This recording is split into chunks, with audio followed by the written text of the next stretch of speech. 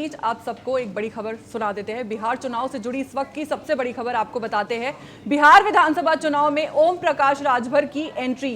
राजभर की पार्टी सुबह सपा ने 47 उम्मीदवारों की लिस्ट जारी की है। यूपी में बीजेपी की सहयोगी पार्टी है सुबह सपा।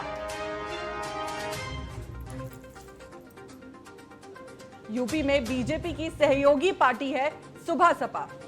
बिहार चुनाव से जुड़ी इस वक्त की बड़ी खबर हम आपको बता रहे हैं। बिहार विधानसभा चुनाव में ओम प्रकाश राजभर की एंट्री। राजभर की पार्टी सुबह सपा ने 47 उम्मीदवारों की लिस्ट जारी की। राजभर की पार्टी सुभासपा ने 47 उम्मीदवारों की लिस्ट जारी की। यूपी में बीजेपी की सहयोगी पार्टी है सुभासपा।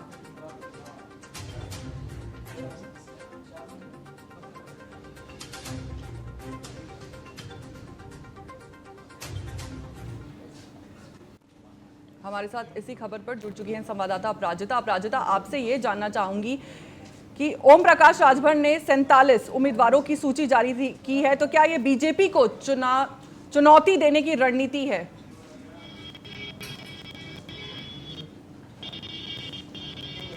अपराजिता, आपको मेरी आवाज आ रही है?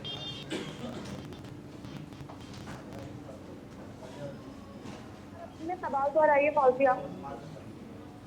जी, मेरा सवाल आपसे यह है कि ओम प्रकाश राजभर ने 47 उम्मीदवारों की सूची जारी की है, तो क्या ये बीजेपी को चुनौती देने की रणनीति है?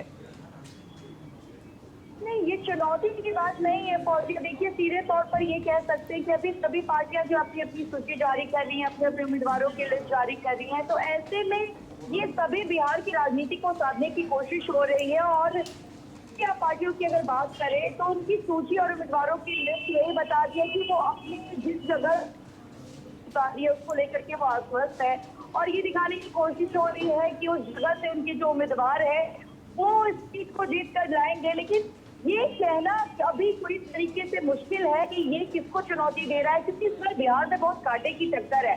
और ये कहना कहीं से गलत नहीं है कि जितनी भी पार्टी है वो जिस तरीके से अपने उम्मीदवार उतार रही है वो पूरी कमेटी बनाकर उतार रही है, और हर किसी के अंदर ये होड़ लगी हुई है कि वो जिसको भी उतारे वो पार्टी वो सीट को जीत कर लाए। तो ये देखा बेहद दिलचस्प हो कि चुनाव के बाद क्या परिणाम सामने आता है। और ओवरऑल अगर आपको बता दें तो अभी जिस तरीके का माहौल बिहार में बना हुआ है, उन्हें ये कहना गलत नहीं होगा कि कभी भी कोई भी किसी की भी पार्टी छोड़ करके किसी में भी शिफ्ट हो रहा है। अगर आपसे बात करें तो उपेंद्र कुशवाहा को देखिए, अखिलेश प्रसाद ने कितना ऑफर दिया गठबंधन में आने के लिए, तो ये कहना गलत नहीं होगा कि इस वक्त दिया है जब एनडीए के बीच खींचातानी मची हुई है। ये जो अभी हेरफेर चल रहा है पार्टियों का, ये सोशल निकालने की तैयारी चल रही है, उससे अभी कुछ भी कह पाना पूरी तरीके से मुश्किल है। और सोचिए ये पहले की अभी सबकी ये हालत है, उसके बाद क्या होगा जब दूसरी नामांकन की तारीख आएगी। तो ऐसे में जो माहौल बन रहा है, अभी आपने देखा होगा जेडीयू के एक वरिष्ठ नेता जो 22 साल से जेडीयू में आदिवासी प्रकोष्ठ के मीडिया प्रभारी रहे, अखिलेश कुमार की अगर बात करें, और सारण के कल्याण योगी कल्याण समिति के सदस्य रहे, उन्होंने भी जेडीयू से इस्तीफा दे दिया, ये कहते हुए कि अफसरशाही बहुत ज्यादा हावी है।